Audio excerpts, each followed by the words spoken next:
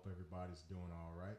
I wanted to make a quick update video. I started working on OstrichDB again. I told myself I wasn't going to do it for a while, but hey, I got a little bored and I was like, let's work on it. So we're working on adding dot notation into it. So let's check it out. I just wrapped up a stream and solved my problem. So we don't have any collections. So as per usual, as is tradition, if you will, we're gonna make a collection, new collection, foo. Okay, got some debug information. Don't worry about that. And we made our collection called foo, no data in it.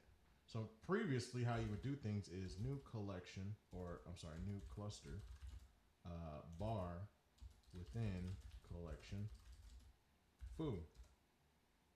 And there you go, more debug information. So now what you can do to shorten that up is new cluster bos dot, what is this called? Foo. And look at that.